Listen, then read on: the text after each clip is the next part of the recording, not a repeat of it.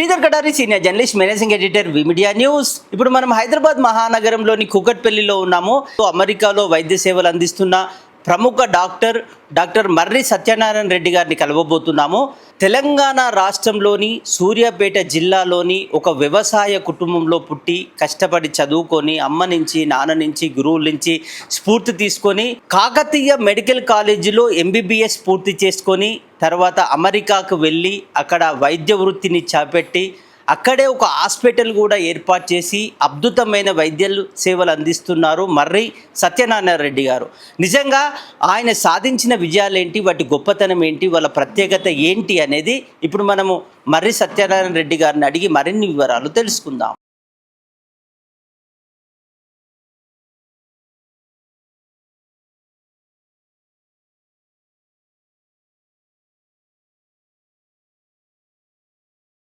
నా పేరు మర్రి సత్యనారాయణ రెడ్డి. ఇప్పుడు అమెరికాలో ఇండియానా స్టేట్లో క్రాఫర్డ్స్విల్ అనే కౌంటీ హెడ్ క్వార్టర్స్లో ఉన్నాం.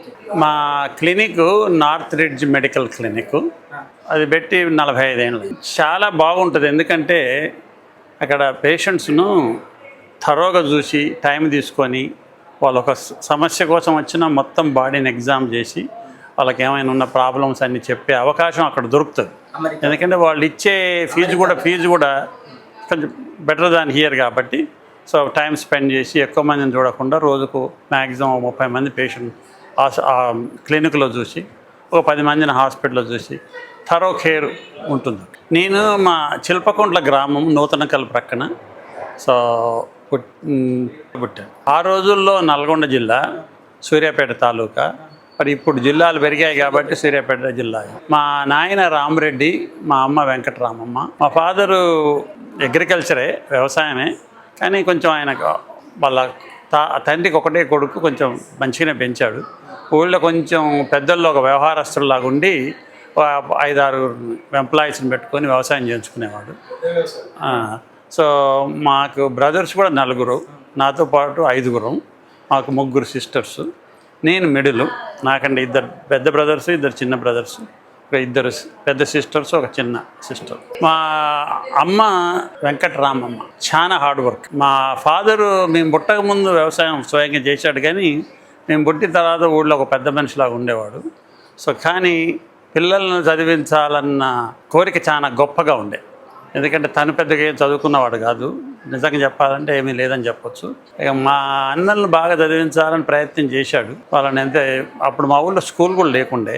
సూర్యాపేట దగ్గర అక్కడిక్కడికి పంపితే వాళ్లకు చదువు అవ్వలేదు. మా ఊళ్ళో స్కూలు పెద్దగా లేకుండే.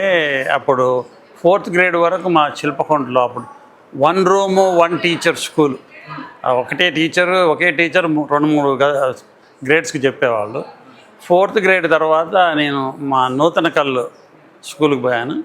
అక్కడ అప్పుడు విలేజ్లో ప్రైమరీ స్కూల్ ఉండేది, న్యూలీ బిల్ట్ మిడిల్ స్కూలు ఊరి బయట ఉండేది. నేను 5th గ్రేడ్ నుంచి 11th గ్రేడ్ దాకా 8 ఇయర్స్ నూతనకల్లో చదువు. ఆ తర్వాత నేను హైదరాబాద్లో PUC చేసి, వరంగల్లో MBBS చేసి, కాకతీయ మెడికల్ కాలేజీలో అక్కడనే ఇంటర్న్షిప్ చేసి, మళ్ళీ హైదరాబాద్కి వచ్చి ఉస్మానియా జనరల్ హాస్పిటల్లో MS జనరల్ సర్జరీ 3 ఇయర్స్ చేసి 1975 జూన్ 25 నాడు అమెరికా వెళ్ళడం జరిగింది. మాకు అప్పుడు డాక్టర్స్ కొరత అమెరికాలో ఉండి మాకు ఇమీడియట్గానే గ్రీన్ కార్డు, పర్మనెంట్ వీసాలు ఇచ్చారు.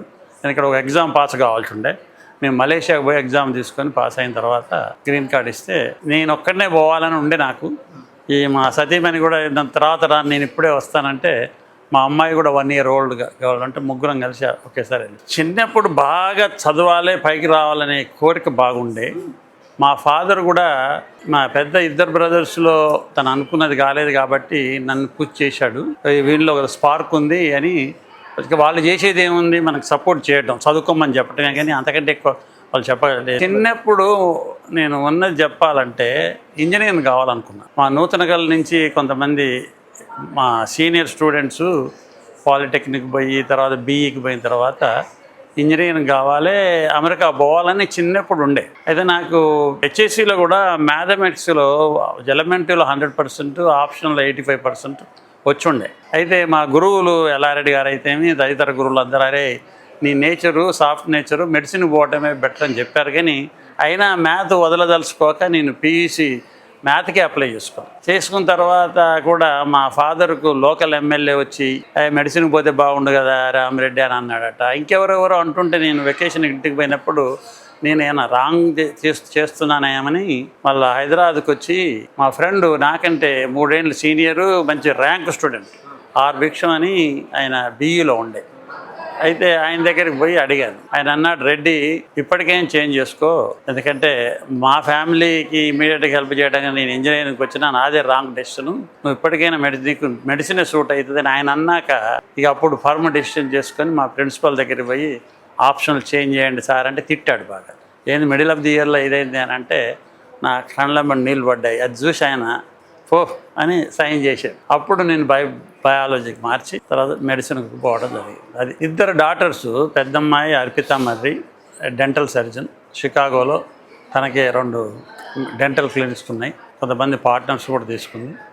రెండో అమ్మాయి గ్యాస్ట్రోఎంటాలజిస్ట్, అంటే మీకు తెలిసే ఉంటుంది, ఏఐజీలో ఉన్నారు కదా. సో తను ఇండియానాపోలిస్లో టీచింగ్ హాస్పిటల్లో ప్రొఫెసర్ కమ్ ప్రైవేట్ ప్రాక్టీస్ చేస్తాను. నా భార్య పేరు పద్మ.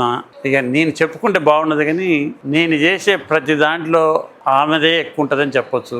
మా ఇంటికి నేను ఏమి చేసినా, మా ఫ్యామిలీకి చేసినా, మా ఊరికి చేసినా, అక్కడ చేసిన అయినా ఇక్కడ చేసిన అయినా ఎప్పుడు వద్దనేది కాదు, ఇంకా ముందు పుజ్ చేసేది. నేనే కొంచెం బడ్జెట్ చూడాలి, అన్నయ్యని చేయగలుగుతామా లేదా అని అంటే అవుతుంది లేండి కానివ్వండి అని పాపం ఆ విషయంలో.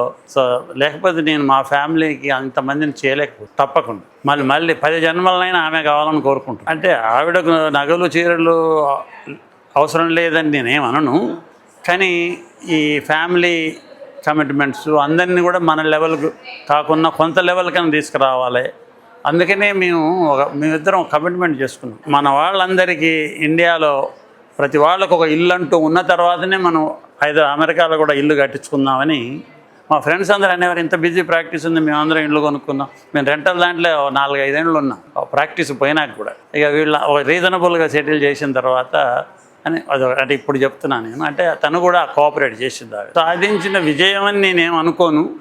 సో ఏదో కొంతమందికి ఆపర్చునిటీ క్రియేట్ చేశామని ఫీల్ అవుతున్నా. మనకు దేవుడికి ఇచ్చిన మనకు వరమే అనుకోండి, ఏదైనా దాంట్లో కొంతమంది మనం షేర్ చేసుకొని మిగతా వాళ్ళకు ఆపర్చునిటీ ఇద్దామని మా ఎక్స్టెండెడ్ ఫ్యామిలీస్లో కూడా ఎడ్యుకేషన్కి అయినా, వాళ్ళని ఇంజనీరింగ్ పోవాలనుకో ఇంజనీరింగ్, డాక్టర్స్ కోర్సు పోవాలనుకోవాలని పంపించడం, అక్కడికి కొంతమంది వీసాలు ప్రయత్నం చేసి తీసుకురావటం, అక్కడ కూడా నాకంటే పెద్దవాళ్ళని చేయాలని మా మేనగోడల హస్బెండ్స్ను కార్డియాలజిస్ట్గా, ఎనస్థీషియాలజిస్టు, డిఫరెంట్ స్పెషాలిటీ వాళ్ళని సెటిల్ చేయటం, అది చాలా తృప్తిగా ఉంది.